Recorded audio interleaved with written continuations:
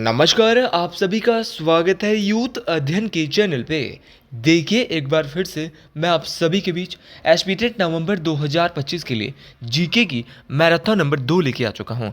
Marathon number 2 का जो पहला क्वेश्चन है कि निम्न में से सर्वाधिक लवणता किस झील में पाई जाती है। तो अगर बात करें among the following the highest salinity lake found in, तो सर्वाधिक जो लवणीय झील है वो कौन सी है, तो है आपकी वॉन झील। इस बात को आपने डिटेल से याद रखना है। और अगर बात करें वॉन झील की तो ये तुर्की देश में स्थित है, इस बात को भी आपने डिटेल से याद रखना है। अच्छा, क्वेश्चन पूछने वाला क्वेश्चन यहाँ पे ये पूछता है कि वॉन झील आपकी तुर्की देश में स्थित है, लेकिन आप ये बताइए कि कितने परसेंट लवणीय है, क्वेश्चन ये भी पूछा गया है। तो वॉन झील 330% लवणीय है, इस बात को आपने डिटेल से याद रखना। ऑप्शन में दिया है मृत सागर झील। क्वेश्चन पूछने वाला क्वेश्चन पूछेगा कि मृत सागर झील जो है वो किस महाद्वीप में है, तो ये एशिया महाद्वीप में है। और क्वेश्चन पूछने वाला क्वेश्चन पूछेगा किन दो देशों के मध्य है, तो इजराइल देश और जॉर्डन देश। तो इजराइल और जॉर्डन के बीच आता है मृत सागर। चिल्का झील तो आपके भारत देश में है।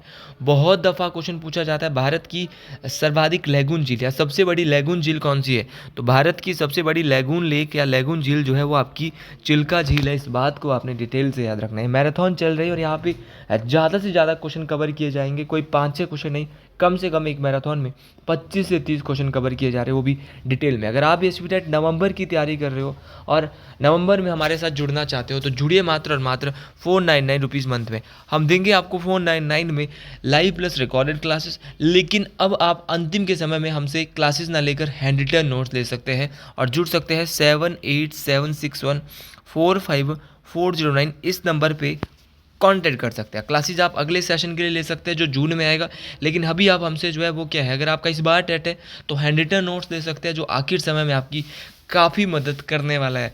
दोस्तों, बात करें कुछ झीलों की जो कि दुनिया की बार बार पूछी जाती है, जैसे कि विश्व की सबसे बड़ी झील कौन सी है, तो विश्व की सबसे बड़ी झील एशिया में है जिसका नाम है कैस्पियन सागर झील।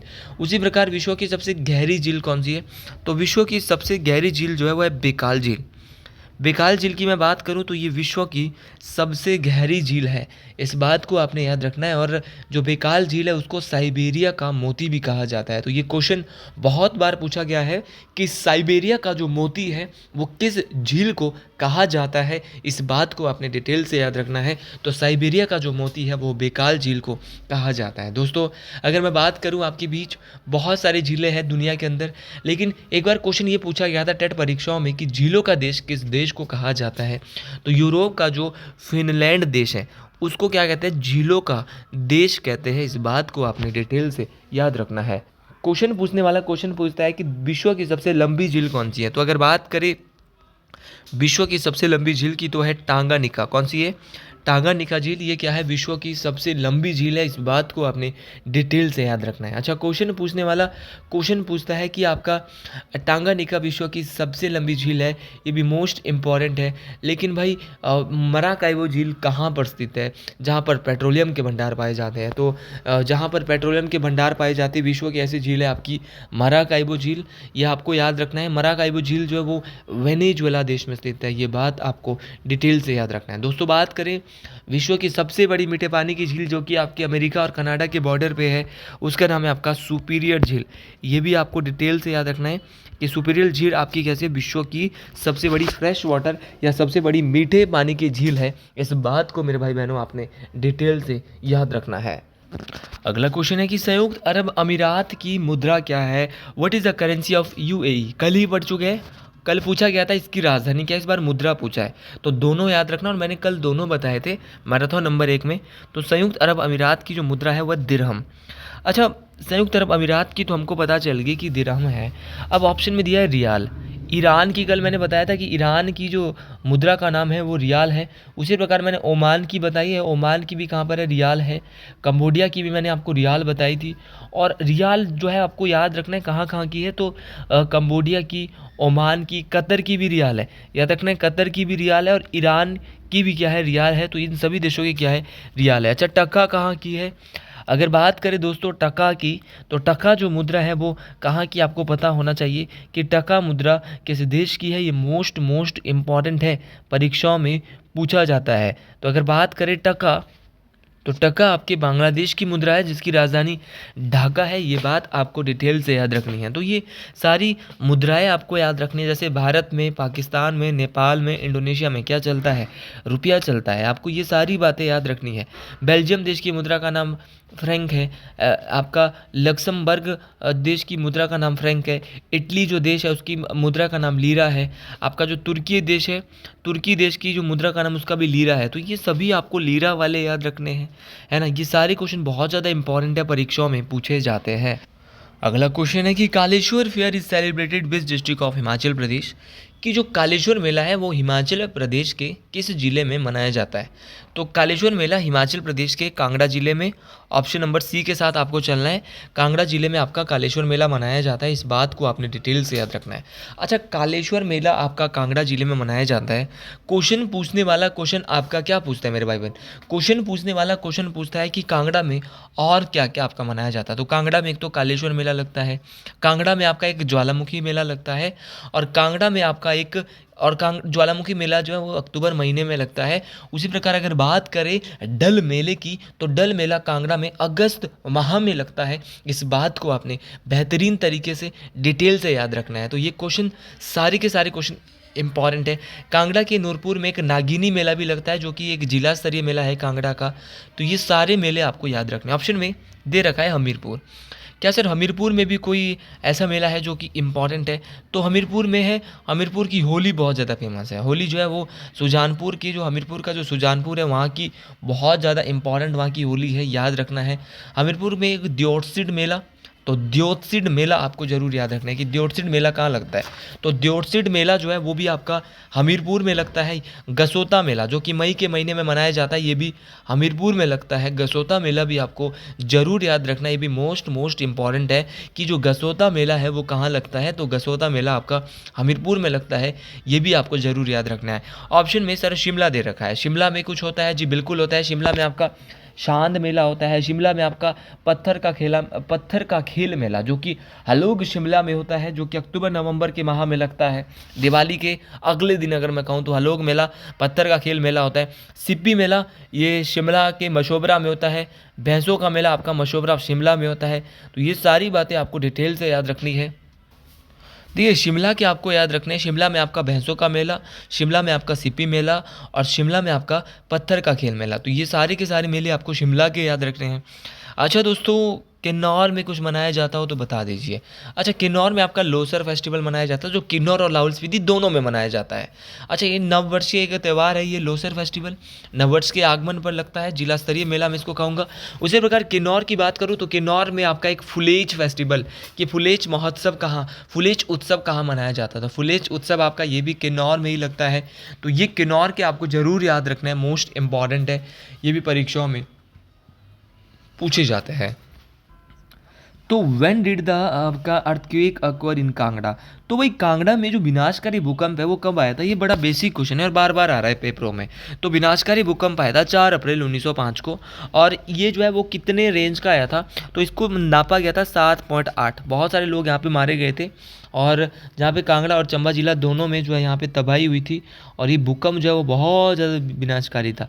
तो याद रखना भाई, मोस्ट इंपॉर्टेंट है, 4 अप्रैल 1905 को कांगड़ा में जो है वो क्या आया था? भूकंप आया था, और ये भूकंप जो है वो बहुत ज़्यादा विनाशकारी था। तो ये बात आपको याद रखना मोस्ट इंपॉर्टेंट था। यहाँ पर बहुत सारे मैक्सिमम लोग मरे थे। 7.8 रिएक्टर स्केल पे ये भूकंप आया था, ये भी आपको तीव्रता भी याद रखनी है। तो अगला क्वेश्चन है कि धामी गोलीकांड कब हुआ था? तो अगर बात करें धामी गोलीकांड की, तो धामी गोलीकांड आपका 16 जुलाई 1939 को हुआ था। और ये सारी बातें आपको ज़रूर याद रखनी है, मोस्ट इंपॉर्टेंट तरीके से याद रखनी है कि धामी गोलीकांड जो है वो 16 जुलाई 1939 को हुआ था। ये मोस्ट इंपॉर्टेंट बात है। अच्छा, धामी गोलीकांड का जो नेतृत्व है वो कौन कर रहे थे? क्वेश्चन ये भी पूछा गया था। तो धामी गोलीकांड का जो नेतृत्व है वो भागमल सोथा जी कर रहे थे, इस बात को आपने डिटेल से याद रखना है। तो भागमल सोथा यहाँ पे जो है वो क्या है, यहाँ पे जो है वो धामी गोलीकांड में नेतृत्व कर रहे थे, ये बात आपको डिटेल से याद रखना है, मोस्ट इंपॉर्टेंट है। और धामी गोलीकांड के दौरान जो भागमल सोता है उनको घनाटी नामक स्थान से जो गिरफ्तार कर लिया गया था, इस बात को आपने डिटेल से याद रखना। और धामी गोलीकांड के दौरान 2 आंदोलनकारी उमा दत्त और दुर्गा दास शहीद हुए थे, ये बात आपको डिटेल से याद रखनी है। अगला क्वेश्चन है कि हिमाचल प्रदेश में बहने वाली सबसे छोटी नदी कौन सी है। तो देखिए भाई, हिमाचल प्रदेश में बहने वाली जो सबसे छोटी नदी है वो कौन सी है। क्वेश्चन बहुत ज़्यादा इंपॉर्टेंट है, परीक्षाओं में पूछा जाता है। तो हिमाचल प्रदेश की अगर मैं बात करूँ सबसे छोटी नदी, तो यमुना हिमाचल की सबसे छोटी नदी है। इस बात को आपने डिटेल से याद रखना है। अच्छा, एक बार यमुना की बात करें, ये हिमाचल के एक ज़िले मात्र और मात्र सिरमौर ज़िले में बहती है। हिमाचल प्रदेश की मैं बात करूँ तो यमुना नदी हिमाचल प्रदेश में जो है वो कहाँ से एंटर कर रही है। तो हिमाचल प्रदेश में जो ये एंटर करती है, तो ये मोस्ट इंपॉर्टेंट है। तो हिमाचल प्रदेश में एंटर करती है ये खोदर माजरी में, और ताजीवाला नामक स्थान में हिमाचल प्रदेश को छोड़ती है। तो खोदर माजरी हिमाचल प्रदेश में प्रवेश करती है, और ताजीवाला नामक स्थान में हिमाचल को छोड़कर हरियाणा में प्रवेश करके, ये बात आपको ज़रूर याद रखनी है। हिमाचल की अगर यमुना नदी की बात करूँ तो यमुना नदी जो है वो, यमुना नदी को जो है वो कालिंदी, इसका जो है वो एक प्राचीन नाम है, याद रखना है, मोस्ट इंपॉर्टेंट है। उसी प्रकार आपका ऑप्शन में दिया है यहाँ पे रावी। रावी का जो वैदिक नाम है वो पुरुषिणी है, और संस्कृत नाम इरावती है। उसी प्रकार बात करता हूँ मैं ब्यास की, तो ब्यास का वैदिक नाम अर्ज्य है, और संस्कृत नाम विपाशा है। उसी प्रकार अगर बात करें सतलुज की, तो सतलुज का वैदिक नाम शतुद्री है, और संस्कृत नाम शतुद्रु है। तो ये दोनों बातें आपको डिटेल से बेहतरीन तरीके से याद रखनी है। यहाँ पे क्वेश्चन परीक्षाओं में पूछा जाएगा, और इन सभी क्वेश्चन को आपको डिटेल से बेहतरीन तरीके से याद रखना है। ये सारे क्वेश्चन मोस्ट इंपॉर्टेंट है, ये सारे क्वेश्चन परीक्षाओं में पूछे जाने वाले हैं, इसीलिए आप इन क्वेश्चन को डिटेल से याद रखें। हर एक क्वेश्चन आपका परीक्षाओं में पूछा जाएगा।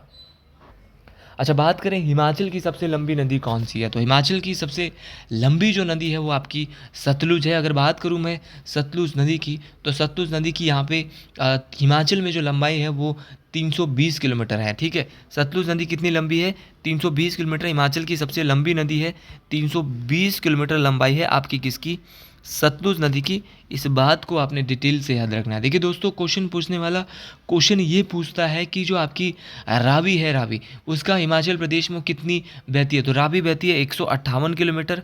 ऑप्शन में दिया हुआ है ब्यास, ब्यास की लंबाई कितनी है, तो ब्यास की लंबाई है आपकी 256 किलोमीटर। और उसी प्रकार अगर बात करूँ मैं आपकी यमुना की, तो ये 21 या 22 किलो, 21.5 साढ़े 22 किलोमीटर के आसपास है आपकी यमुना नदी। इस बात को आपने याद रखना है। यमुना की बात कर रहे थे, तो यमुना नदी का जो उद्गम होता है वो कालिंद पर्वत, यमुनोत्री या बंदरपुर चोटी से होता है। ये भी आपको ज़रूर याद रखना है।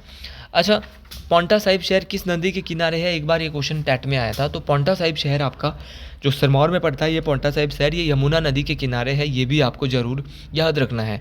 अच्छा दोस्तों, बात करें यमुना की सहायक नदी की, तो यमुना की सहायक नदियों की अगर मैं बात करूँ तो यमुना की सहायक में गिरि नदी है। गिरि नदी की बात करूँ तो बहुत बार बेसिक क्वेश्चन आता है कि गिरि नदी कहाँ से निकलती है। तो गिरि नदी निकलती है कुफर चोटी। कहाँ से निकलती है, कुफड़ चोटी से निकलती है आपकी गिरि नदी। उसी प्रकार आपका एक क्वेश्चन और पूछा जाता है कि जो आपका जो गिरि नदी है वो किस स्थान में यमुना में मिलती है। तो एक मोकामपुर, पांवटा के मोकामपुर में यमुना नदी में गिरि नदी मिल जाती है, यमुना नदी में। ठीक है, उसी प्रकार जलाल नदी ये भी यमुना की सहायक है। टॉस नदी ये यमुना की सहायक है। पब्बर नदी ये यमुना की सहायक है। तो ये सारी की सारी यमुना की सहायक है। ये बात आपको ज़रूर याद रखना, मोस्ट इंपॉर्टेंट है। देखिए, पब्बर टॉस की सहायक है, और टॉस यमुना की सहायक है। और हिमाचल में टॉस जो है वो यमुना नदी की सबसे बड़ी सहायक नदी है। ठीक है, उसी प्रकार ये सारे के सारे क्वेश्चन आपको ज़रूर याद रखने हैं, परीक्षाओं में पूछे जाते हैं। तो दोस्तों, अगले क्वेश्चन की ओर बढ़ते हैं, क्योंकि हमको बहुत सारे क्वेश्चन कवर करने हैं, और जब बहुत सारे क्वेश्चन कवर करने होते हैं तो फिर अच्छे से तैयारी, यहाँ पे बहुत सारे क्वेश्चन, तो क्वेश्चन को थोड़ा सा कम भी करना होता है। अच्छा, एक क्वेश्चन पूछा गया था कि जो कंदरौर पुल है वो किस नदी पर बना है। तो कंदरौर पुल आपका सतलुज नदी पर बना है। गंबर पुल भी आपका सतलुज नदी पर बना है। तो कंदरौर पुल, गंबर पुल ये दोनों के दोनों आपका सतलुज नदी पर है। तत्तापानी पुल ये भी सतलुज नदी पर है। आपका सलापड़ पुल ये भी सतलुज नदी पर है। याद रखना है मोस्ट इंपॉर्टेंट तरीके से, स्तौन पुल की बात करें तो ये गिरि नदी पर है। स्तौन पुल जो कि सिरमौर को गिरियार और गिरिपार जो दो भागों में बांट रहे हैं। तो यहाँ पे इतनी बात आपको याद रखनी है मोस्ट इंपॉर्टेंट तरीके से। अगला क्वेश्चन है, विच district of Himachal Pradesh has lowest female literacy पर सेंसस 2011। तो वर्ष 2011 की जनगणना के अनुसार हिमाचल प्रदेश के किस जिले में महिला साक्षरता दर सबसे कम है। भाई महिलाओं की साक्षरता दर की बात हो रही है, और महिलाओं की जो साक्षरता दर है वो सबसे कम जो है वो कहाँ पर है दोस्तों, क्वेश्चन ये पूछा गया है। तो सबसे कम साक्षरता दर जो है वो आपकी चंबा जिले की महिलाओं की है। चंबा जिले की महिलाओं की साक्षरता दर सबसे कम है। सर सबसे कम है तो कितनी कम है ये भी हमें पता होना चाहिए। तो चंबा जिले की साक्षरता दर बहुत कम थी, ये बात आपको डिटेल से याद रखना है। यहाँ पे जो है वो 62.14% थी, ये बात आपको ज़रूर याद रखनी है। दोस्तों आपको पता होना चाहिए कि हिमाचल प्रदेश की साक्षरता दर 2011 के अनुसार क्या थी। तो हिमाचल की साक्षरता दर थी 82.80%, ये बात आपको याद रखनी है। और सबसे अधिक साक्षरता दर वाला जिला था हमीरपुर, जिसकी साक्षरता दर कितनी थी, हमीरपुर की थी 89.01। ठीक है, तो ये भी आपको याद रखना है। उसी प्रकार आपसे क्वेश्चन पूछा जाएगा, सबसे कम साक्षरता दर होता है, सबसे कम लिटरेसी रेट वाला जिला है चंबा। ठीक है, और चंबा की जो साक्षरता दर है वो काफ़ी कम थी। कितनी कम थी, इसकी थी 73.19%, 73.19%। तो ये आपको सारी बातें याद रखनी है। हिमाचल का सेक्स रेशो लिंग अनुपात 9:7:2 है, और जनसंख्या घनत्व होता है पॉपुलेशन डेंसिटी, ये 1, 2, 3 है। ये सारे क्वेश्चन आपको याद रखने हैं। जनसंख्या घनत्व वाला जिला भी हमीरपुर है, जिसका सबसे ज़्यादा है। लिंग अनुपात भी हमीरपुर का सबसे ज़्यादा है, और साक्षरता दर भी हमीरपुर की ही सबसे ज़्यादा है। तो हमीरपुर लिंग अनुपात में भी सबसे आगे है, साक्षरता दर में भी सबसे आगे है, जनसंख्या घनत्व में भी सबसे आगे। गलती नहीं करनी है किसी भी हाल में। अगला क्वेश्चन है कि किन्नौर जिले में कुल कितने विधानसभा क्षेत्र है। भाई किन्नौर जिले में एक ही विधानसभा क्षेत्र है, आपको पता होना चाहिए। और किन्नौर जिले से जो वर्तमान विधायक है वो जगत सिंह नेगी है। जगत सिंह नेगी हिमाचल प्रदेश के बागवानी मंत्री है ना। तो हिमाचल प्रदेश के बागवानी मंत्री कौन है, तो हिमाचल प्रदेश के बागवानी मंत्री जगत सिंह नेगी है। हिमाचल प्रदेश में टोटल विधानसभा की 68 सीटें हैं, 68 में से 20 आरक्षित हैं, और 20 में से भी 3 एसटी के लिए है, शेड्यूल ट्राइब जिसको आप अनुसूचित जनजाति कहते हैं, और 17 सीटें एससी के लिए, एससी बोले तो अनुसूचित जाति के लिए है। तो ये बात आपको ज़रूर याद रखनी है, मोस्ट इम्पॉर्टेंट है। और हिमाचल प्रदेश की विधानसभा में अभी 3 महिलाएं हैं, ये भी आपको ज़रूर याद रखना है। एक आपकी लाहौल स्पीति से है, लाहौल स्पीति से आपकी कौन है, अनुराधा राणा है। आपका पच्छाद की बात करूँ तो पच्छाद से आपकी रीना कश्यप है। और अगर बात करें देहरा विधानसभा क्षेत्र से तो वो है आपकी कमलेश ठाकुर। इस बात को मेरे भाई बहनों आपने सभी ने याद रखना है। चलिए बढ़ते अगले क्वेश्चन की ओर। अगला क्वेश्चन है कि मानव शरीर में अस्थियों की कुल संख्या कितनी है। How many total number of bones are there in human body. तो ह्यूमन बॉडी में जो आपका, अगर मैं कहूँ तो कितनी यहाँ पे जो है वो हड्डियाँ होती है, तो देखो भाई ये होती है 206। लेकिन शिशु में जो है ये काफ़ी होती है, 300 के आसपास होती है एक शिशु जब ये पैदा होता है। और अगर बात करें मानव शरीर की सबसे बड़ी हड्डी कौन सी है, तो सबसे बड़ी होती है जांघ की हड्डी, जिसको बोलते हैं फीमर। तो फीमर हड्डी आपके मानव शरीर की सबसे बड़ी हड्डी है। और अगर बात करें सबसे छोटी हड्डी की, तो सबसे छोटी हड्डी है स्टेपिज। तो सबसे बड़ी और सबसे छोटी दोनों बातें आपको क्लियर होनी चाहिए कि सबसे बड़ी हड्डी, और ये जो स्टेपिज हड्डी होती है ना, इसको स्टेप्स भी कहते हैं, ये कान की हड्डी होते हैं, कान में फंसी होती है। तो याद रखना भाई, ये कान में होती है आपकी स्टेप्स हड्डी, और फीमर आपकी जांघ की हड्डी होती है। और मानव शरीर का सबसे सख्त हिस्सा दांत का एनिमल है, ये भी आपको ज़रूर याद रखना है, बेहतरीन तरीके से याद रखना है। तो चलिए अगले क्वेश्चन की ओर बढ़ते हैं। जी अगला क्वेश्चन है कि when is the world science day celebrated. अच्छा, विश्व विज्ञान दिवस की बात हो रही है, और ये कब मनाया जाता है, क्वेश्चन ये पूछा जा रहा है। तो विश्व विज्ञान दिवस की दोस्तों अगर बात करें तो विश्व विज्ञान दिवस जो आपका मनाया जाता है वो आपका 28 फरवरी को नहीं मनाया जाता, क्योंकि ऑप्शन ए में 28 फरवरी है। क्योंकि 28 फरवरी को क्या होता है, 28 फरवरी को होता है राष्ट्रीय विज्ञान दिवस। विश्व अलग है, विश्व को बोलते हैं अंतर्राष्ट्रीय, और एक देश को बोलते हैं राष्ट्रीय। तो राष्ट्रीय विज्ञान दिवस हमारे देश में जो साइंस डे होता है वो तो 28 फरवरी को होता है। लेकिन अगर बात करें विश्व विज्ञान दिवस की, तो वो आपका 10 नवंबर को मनाया जाता है। मेरे भाई बहन, इस बात को आपने बेहतरीन तरीके से डिटेल से याद रखना है कि आपका 10 जनवरी को क्या मनाया जाता है। तो 10 जनवरी को आपका विश्व विज्ञान दिवस मनाया जाता है, सॉरी 10 जनवरी नहीं, 10 नवंबर को आपका क्या मनाया जाता है, विश्व विज्ञान दिवस मनाया जाता है। दोस्तों आपको नवंबर का याद रखना है। नवंबर में जैसे आजकल सुनामी आती है, तो विश्व सुनामी दिवस कब होता है, तो 5 नवंबर को, जिस दिन टेट आर्ट्स का पेपर है उस दिन आपका विश्व सुनामी दिवस होता है। आपका मोस्ट इम्पॉर्टेंट है आपका राष्ट्रीय शिक्षा दिवस, है ना। राष्ट्रीय शिक्षा दिवस आपका 11 नवंबर। आप टीचर बनने जा रहे हो और टीचर एलिजिबिलिटी टेस्ट क्लियर करने जा रहे हो तो आपको ये तो पता होना चाहिए कि राष्ट्रीय शिक्षा दिवस 11 नवंबर को होता है। उसी प्रकार आपका बहुत दफ़ा नवंबर से क्वेश्चन पूछा जाता है कि बाल दिवस कब मनाया जाता है, चिल्ड्रन डे कब मनाया जाता है। तो चिल्ड्रन डे आपका 14 नवंबर को मनाया जाता है। आपका बहुत दफ़ा क्वेश्चन पूछा जाता है कि राष्ट्रीय कानून दिवस या संविधान दिवस कब मनाया जाता है, तो ये आपका 26 नवंबर को मनाया जाता है। अच्छा, उसी प्रकार आपका क्वेश्चन पूछने वाला क्वेश्चन पूछता है कि वर्ल्ड एड्स डे, तो वर्ल्ड एड्स डे आपका 1 नवंबर को दोस्तों होता है। उसी प्रकार आपसे क्वेश्चन पूछने वाला क्वेश्चन आपसे पूछेगा कि आप ये बताइए कि जो आपका अंतर्राष्ट्रीय सशस्त्र बल झंडा दिवस है वो कब मनाया जाता है। तो सशस्त्र बल झंडा दिवस 7 दिसंबर को मनाया जाता है। ये बात आपको डिटेल से याद रखनी है। देखिए, उसी प्रकार आपका मोस्ट इम्पॉर्टेंट है राष्ट्रीय किसान दिवस, ये आपका 23 दिसंबर को होता है। ये भी आपको ज़रूर याद रखना। ऑप्शन में दिया था 8 मार्च, 8 मार्च को अंतर्राष्ट्रीय महिला दिवस होता है और 28 फरवरी को आपका जो है वो राष्ट्रीय विज्ञान दिवस होता है। तो ये दोनों बातें आपको याद रखना है, परीक्षाओं में पूछी जाती है और जो बात परीक्षाओं में पूछी जाती है उस बात को भूलना नहीं चाहिए। और अगर वाकई में आपको ये क्वेश्चन अच्छे लग रहे हैं तो कमेंट बॉक्स में ना ज़रूर लिखें जय श्री गुरु महाराज, हर हर महादेव। तो जो अगला क्वेश्चन है, इंडिया डिवाइडेड के लेखक कौन है। तो इंडिया डिवाइडेड जो बुक है, इस किताब के जो लेखक है वो है डॉक्टर राजेंद्र प्रसाद।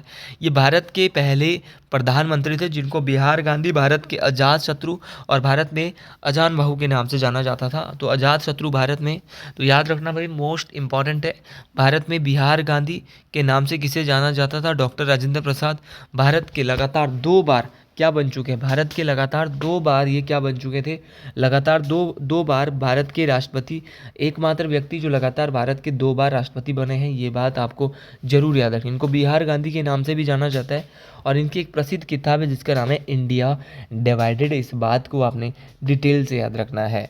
देखिए, अगला यहाँ पे नाम महात्मा गांधी है। महात्मा गांधी के द्वारा बहुत सारी किताबें, Hind Swaraj, Gram Swaraj, India of my dreams, Satyagraha in South Africa, है ना, माई एक्सपेरिमेंट विद ट्रूथ, तो ये सारी गांधी जी के द्वारा लिखी गई है। तो ये बहुत सारी किताबें हैं, लेकिन मैं ज़्यादा किताबों की ओर नहीं जाऊँगा क्योंकि हमको यहाँ पे सिर्फ कुछ कुछ किताबों को ही पढ़ना था।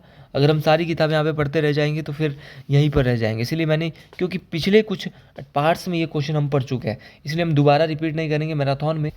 अगला क्वेश्चन है कि बाबर को भारत पर आक्रमण करने के लिए किसने आमंत्रित किया था। देखिए, बाबर की बात हो रही है और बाबर को जो भारत पे जो आक्रमण करने के लिए जो आमंत्रित किया था वो किसके द्वारा किया गया था, ये क्वेश्चन बहुत दफ़ा परीक्षाओं में पूछा जाता है। तो बाबर को भारत पे आक्रमण करने के लिए आपका आमंत्रित जो किया था वो आपका दौलत खान लोधी के द्वारा किया गया था। ऑप्शन ए के साथ हम जाने वाले हैं। तो दौलत खान लोधी ने यहाँ पे, जो कि चाचा थे इब्राहिम लोधी के, इन्होंने इनको आमंत्रित किया कि भाई भारत आ जाओ और अटैक कर दो किस पे, हमारा इब्राहिम लोधी पे। अच्छा दोस्तों, बात करें बाबर की, तो बाबर के द्वारा भारत में मुग़ल साम्राज्य की नींव रखी गई थी। और याद रखना है कि ये सारे के सारे क्वेश्चन मोस्ट इम्पॉर्टेंट है। तो एक और नाम भी है दौलत खान लोधी के अलावा, आलम खान और राणा सांगा, 3 लोग थे जिन्होंने बाबर को भारत पर आक्रमण करने के लिए बुलाया था। ठीक है, और उसके बाद पानीपत का पहला लड़ाई होती है 21 अप्रैल 1526 को बाबर और इब्राहिम लोधी के बीच, जिसमें कि इब्राहिम लोधी की क्या होती है, हार होती है और लोधी वंश का भारत में अंत हो जाता है। ठीक है, और याद रखना बाबर ने किस युद्ध में तुलुगुमा पद्धति का प्रयोग किया था। तो तुलुगुमा पद्धति का जो प्रयोग किया था वो पानीपत के प्रथम युद्ध में बाबर के द्वारा किया गया था। और पानीपत के पहले युद्ध में ही सर्वप्रथम तोपों का प्रयोग बाबर के द्वारा, जो तोपें होती है ना, उनका भी प्रयोग किया गया था। और जिहाद का नारा बाबर ने किस युद्ध में लगाया था, तो जिहाद का नारा खानवा के युद्ध में लगाया था। ये बात आपको ज़रूर याद रखनी है। और बाबर ने किस युद्ध के बाद गाजी की उपाधि जो है वो धारण की। गाजी होता है अपने दुश्मनों को, काफिरों को मारने वाला। तो खानवा के युद्ध के बाद, तो खानवा का युद्ध जैसे इसने जीता, राणा सांगा को खानवा के युद्ध में हराकर इसने कौन सी उपाधि धारण की, गाजी की उपाधि धारण की। और बाबर ने अपनी आत्मकथा तुजु के बाबरी, जिसको बाबरनामा भी कहते हैं, खुद तुर्की भाषा में इसको लिखा था। ये भी आपको ज़रूर याद रखना है। अच्छा दोस्तों, क्वेश्चन पूछने वाला क्वेश्चन पूछता है कि बाबरी मस्जिद का निर्माण किसने करवाया। तो बाबरी मस्जिद का निर्माण करवाया मीर बाकी। किसने करवाया, मीर बाकी ने करवाया। और दोस्तों ये भी आपको याद रखना है, बाबर ने भारत में बहुत सारे युद्ध लड़े। बाबर ने पानीपत का प्रथम युद्ध इब्राहिम लोधी के साथ 1526 में लड़ा। पानीपत का जो दूसरा युद्ध, उसके बाद इन्होंने पानीपत का युद्ध के बाद, प्रथम युद्ध के बाद इन्होंने खानवा का युद्ध 1527 में लड़ा। उसके बाद इन्होंने चंदेरी का युद्ध 1528 में लड़ा, और देन घाघरा का जो युद्ध इन्होंने लड़ा वो 1529 में लड़ा, और उसमें सभी युद्धों में बाबर की विजय हुई। और इसके बाद क्या हुआ याद रखना है, 1530 में बाबर की क्या होगी, मृत्यु हो गई। इस बात को आपने डिटेल से याद रखना है, ठीक है। और बाबर को उसकी उदारता के कारण लोग उसे कलंदर के नाम से पुकारते थे। ये क्वेश्चन भी आपको डिटेल से बेहतरीन तरीके से याद रखना है। तो ये सारे क्वेश्चन मोस्ट इंपॉर्टेंट है, परीक्षाओं में पूछे जाते हैं। यहाँ पर एक नाम दिया हुआ है सिकंदर खान लोधी। भाई सिकंदर खान लोधी की अगर बात करें तो ये लोधी वंश का एक अच्छा शासक था सिकंदर लोधी। और अगर सिकंदर लोधी की बात करें तो इसके द्वारा जो है भूमि मापने का एक जो है पैमाना भी लाया गया था। ये भी मोस्ट इंपॉर्टेंट है। तो भूमि मापने का एक पैमाना किसने लाया था, तो ये सिकंदर लोधी के द्वारा लाया गया था। भूमि मापने का एक पैमाना इन्होंने लाया था जिसको गज ए सिकंदरी के नाम से 32 गज का होता था, ये गज ए सिकंदरी। और इन्होंने जो है आगरा शहर की भी स्थापना की थी। ये क्वेश्चन भी आपको ज़रूर याद रखना है, परीक्षाओं में पूछा जाने वाला क्वेश्चन है। तो चलिए अगले क्वेश्चन की ओर बढ़ते हैं। देखिए कल हमने यहाँ से बिल्कुल डिटेल से पढ़ लिया है, इसे दोबारा पढ़ने की आवश्यकता नहीं है। तो 1857 को की जो क्रांति है वो 10 मई 1857 से शुरू हुई थी, ये आपको ज़रूर याद हो जाएगा। इसका प्रतीक चिन्ह कमल और रोटी था। और ये सारी की सारी क्वेश्चन मोस्ट इंपॉर्टेंट है। ये अगला क्वेश्चन है कि कुफरी जीवन और कुफरी ज्योति दो प्रसिद्ध किस्में हैं। मैंने आपको पहले भी बोला था कि जहाँ पर कुफरी आ रहा है, कुफरी वाला आपको लगा देना है आंख बंद करके। क्या लगा रहे हैं भाई, तो आपको लगा देना है सीधा सीधा क्या, तो याद रखना आपको लगा देना है सीधा सीधा आपका आलू। तो ये आलू की फसलें हैं, तो याद रखना आपका अप टू डेट, एक आलू की फसल का नाम है अप टू डेट है आपका, कुफरी चंद्रमुखी है, क्रैग सिंड फायस है आपका, कुफरी अलंकार है, कुफरी जवार है। जहाँ भी कुफरी आ रहा है, कुफरी जीवन, कुफरी पुखराज, कुफरी सतलुज, कुफरी अरुण, कुफरी पचकुर पुष्कर, कुफरी ज्योति, कुफरी सूर्य, ये सारी की सारी किसकी फसलें, ये सारी की सारी आलू की फसलें हैं। देखिए दोस्तों इसके बाद बात करते हैं यहाँ पे, अगर बात करें टमाटर, तो टमाटर यहाँ पे ऑप्शन में दिया है। टमाटर की फसलों के नाम अगर मैं आपको बताना चाहूँ, किस्मों के नाम बताना चाहूँ, तो सोलन लालिमा, सोलन गोला, हिमसोना, ये सारी के सारे टमाटर की फसलें हैं। ये बात आपको डिटेल से याद रखना है, बेहतरीन तरीके से याद रखना है। तो ये सारी क्वेश्चन बहुत इंपॉर्टेंट है। चलिए अगले क्वेश्चन की ओर बढ़ते हैं। तो अगला क्वेश्चन है कि इंद्रहार दर्रा किन दो जिलों की सीमा पर स्थित है। तो अगर बात करें इंद्रहार दर्रे की, तो इंद्रहार दर्रा आपका कांगड़ा और चंबा की सीमा पर स्थित है। इस बात को आपने डिटेल से याद रखना है। एक तो इंद्रहार दर्रा कांगड़ा और भरमौर की सीमा पर स्थित है, या कांगड़ा और चंबा की सीमा पर स्थित है।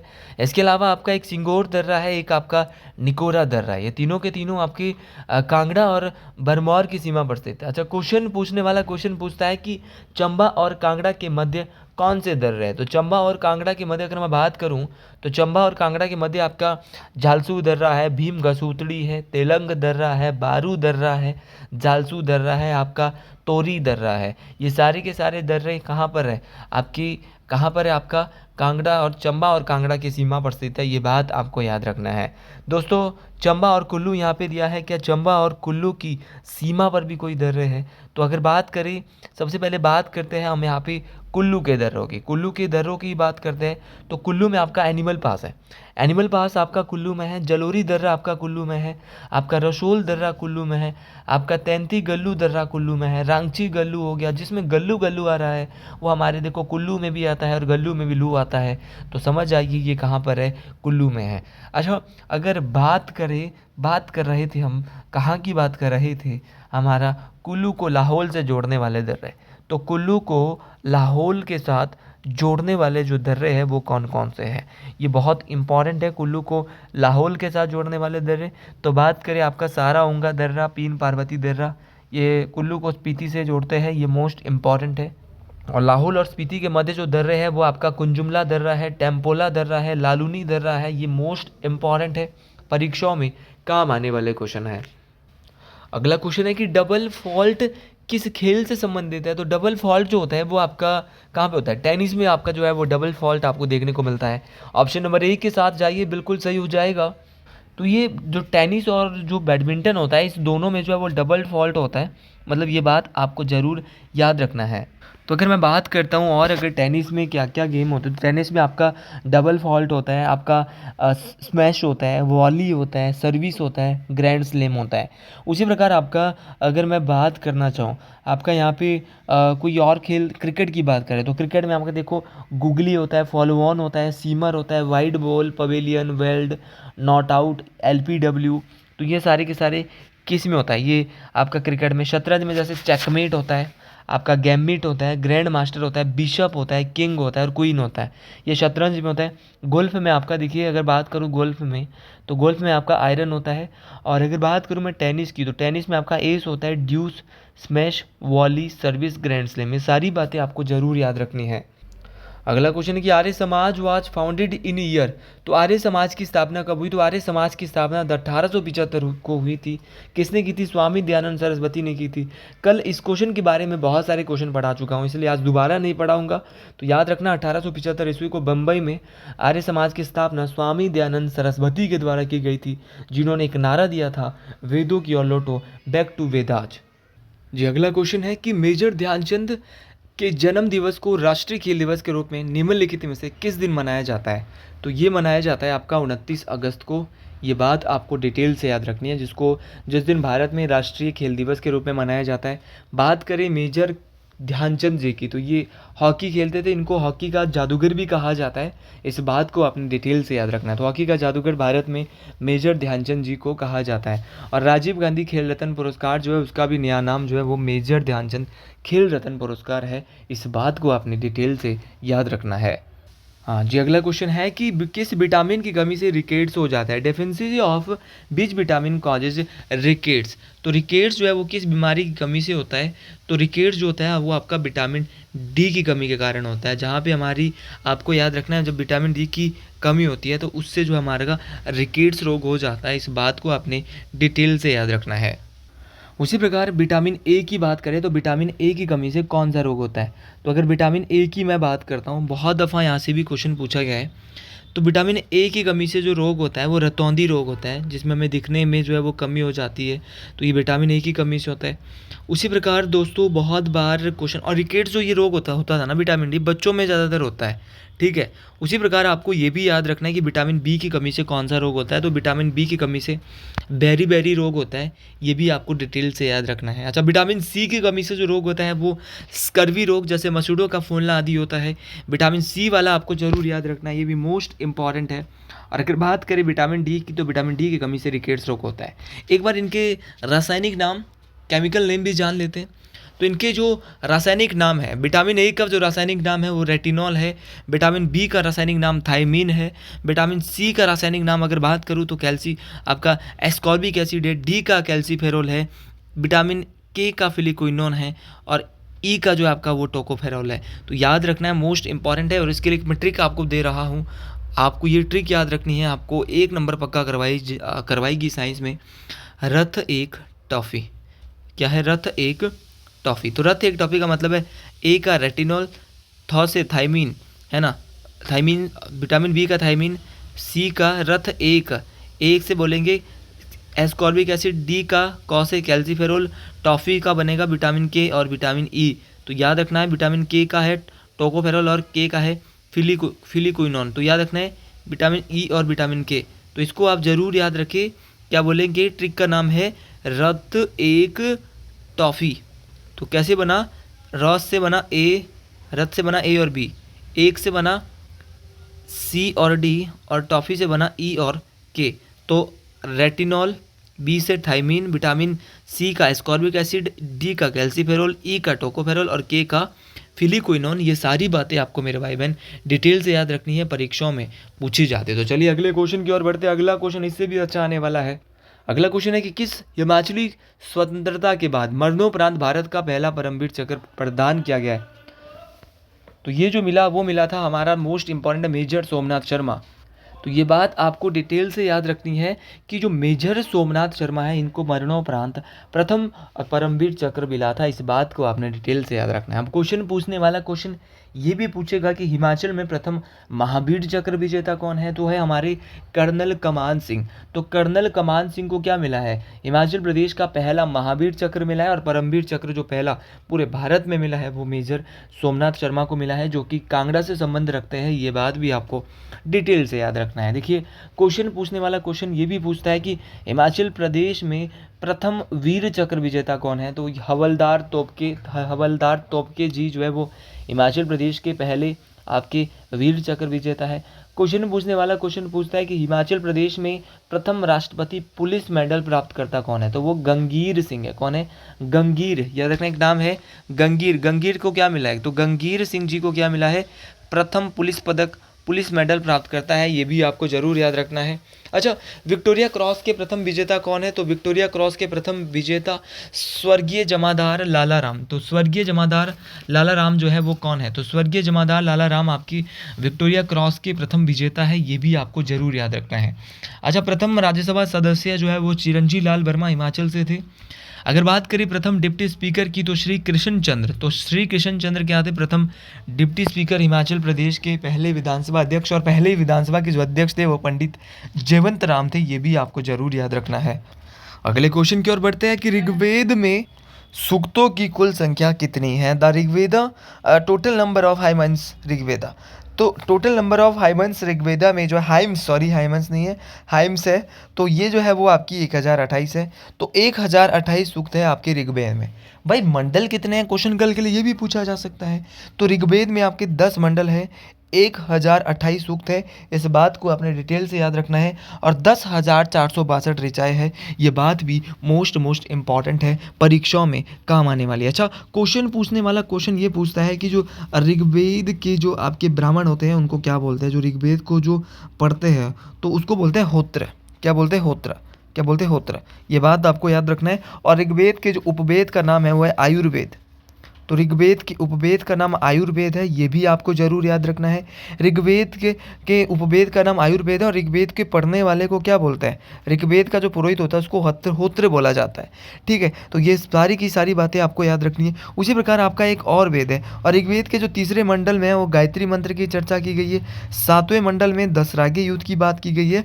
और 10वें मंडल में ऋग्वेद के किसकी बात की गई है, पुरुष सूक्त की वर्णन की बात की गई है। और अगर बात करें 9वें मंडल की, तो 9वें मंडल में सोम देवता की बात की गई है। तो इतने सारे क्वेश्चन आपको एक मैराथन में मिल रहे हैं, आपको इनको डिटेल से सुनना होगा। दूसरा वेद हमारा यजुर्वेद है। यजुर्वेद जिसे यहाँ पे जो है वो मोस्ट इम्पॉर्टेंट है, तो ये आपको याद रखना है। आपका जो ये है आपका जो यजुर्वेद है, यजुर्वेद को जो पढ़ने वाले जो ब्राह्मण होते हैं वो शतपथ ब्राह्मण होते हैं, याद रखना है। और अगर बात करें यजुर्वेद की, तो यज्ञ आदि से जुड़ा हुआ है। और यजुर्वेद का जो उपवेद है वो धनुर्वेद है। यजुर्वेद के उपवेद का नाम धनुर्वेद है। सामवेद जो कि भारतीय संगीत से जुड़ा हुआ है, उसके उपवेद का नाम गंधर्व वेद है। और याद रख लेना मेरे भाई बहन, जितने भी मेरे भाई बहन हैं ध्यान से सुन लीजिए, सबसे नया वेद और सबसे नवीनतम वेद आपका कौन सा है, अर्थवेद है, जो कि जादू टोने वशीकरण से जुड़ा हुआ है। उसमें जो है वो आपको याद रखना है। उसके जो उपवेद है उसका नाम शिल्प वेद है। ये बात आपको जरूर याद रखनी है। तो चलिए भाई अगले क्वेश्चन की ओर बढ़ते हैं। अगला क्वेश्चन है कि which of the following is not appointed by the president of India, कि इनमें से किसकी नियुक्ति भारत के राष्ट्रपति के द्वारा नहीं की जाती है। तो भारत के राष्ट्रपति के द्वारा देखो, प्रधानमंत्री की भी राष्ट्रपति करेगा, मुख्य चुनाव आयुक्त की भी करेगा, राज्यपाल की भी करेगा, लेकिन भाई जो वाइस प्रेसिडेंट है उसकी नियुक्ति राष्ट्रपति के द्वारा नहीं की जाती है। ये बात आपको जरूर याद रखना है। हाँ, शपथ देता है, शपथ कौन दिलाता है, शपथ दिलाता है राष्ट्रपति। ये बात आपको डिटेल से याद रखना है। और अगर क्वेश्चन कल के लिए ये पूछा कि भारत के उपराष्ट्रपति की नियुक्ति कौन करेगा, अगर उपराष्ट्रपति नहीं करेगा तो राष्ट्रपति नहीं करेगा, तो ये आर्टिकल नंबर 66 बोलता है कि जो भारत का जो उपराष्ट्रपति होगा इसकी नियुक्ति एक निर्वाचक मंडल के द्वारा की जाती है, जिसमें संसद के दोनों सदनों के सदस्य शामिल होते हैं। ये बात आपको डिटेल से याद रखनी है। वर्तमान में जो भारत की जो उपराष्ट्रपति है वो कौन है और कौन से नंबर के है, ये बात आपको डिटेल से याद रखनी है। तो भारत के उपराष्ट्रपति वर्तमान में जो है वो आपके कौन बने हैं, मोस्ट इम्पॉर्टेंट है, तो ये बने हैं आपके मोस्ट इम्पॉर्टेंट है, ध्यान से सुनना है आपको कि भारत के उपराष्ट्रपति वर्तमान में बने सीपी राधाकृष्णन। तो सीपी राधाकृष्णन। और भारत का उपराष्ट्रपति अगर आपको बनना है तो 35 वर्ष आपकी उम्र होनी चाहिए। आर्टिकल नंबर 63 जो है वो उपराष्ट्रपति की बात करता है। और याद रखना, उपराष्ट्रपति का जो पद है वो अमेरिकी संविधान से भारतीय संविधान में लिया गया है। याद रखना कहाँ से लिया है, अमेरिकी संविधान से भारतीय संविधान में उपराष्ट्रपति का पद लिया गया है। ये बात आपको मोस्ट इम्पॉर्टेंट तरीके से याद रखनी है।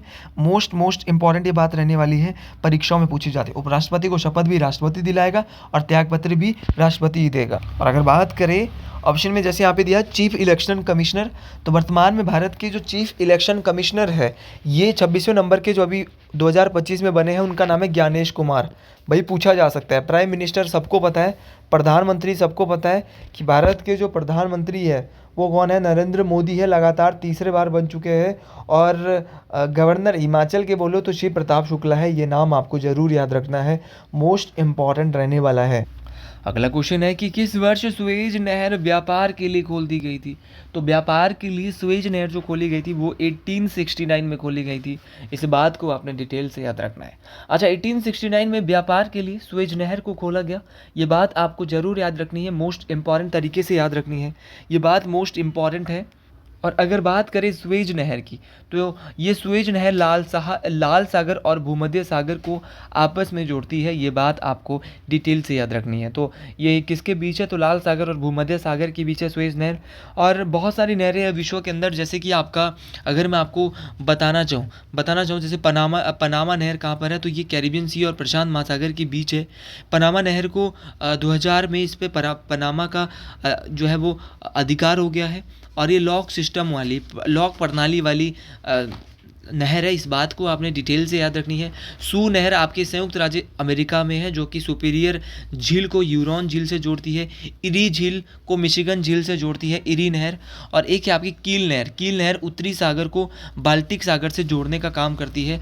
और उसी प्रकार अगर बात करूँ मैं गोटा नहर, तो जो कि स्टॉकहोम और गुटेनबर्ग को आपस में जोड़ती है। तो ये सारी की सारी नहरें भी आपको ज़रूर याद रखनी है, बहुत बार पूछी जाती है। आपकी एक नहर और है जिसका नाम है आपका सुएज नहर, वो मैं आपको बता चुका हूँ। तो आज के लिए दोस्तों इतना ही। आपको भी मेरी वीडियो पसंद आई हो तो कमेंट बॉक्स में ज़रूर लिख लीजिए हर हर महादेव। अगर आप भी हमसे लेना चाहते हैं हैंड रिटन नोट्स तो 7876145409 आप इस नंबर पे हमसे कांटेक्ट कर सकते हैं और हमसे वो हैंड रिटन नोट्स ले सकते हैं जो आखिर के कुछ समय में भी आपकी इस परीक्षा को क्लियर करवा सकते हैं और बहुत बेहतरीन तरीके से क्लियर करवा सकते हैं।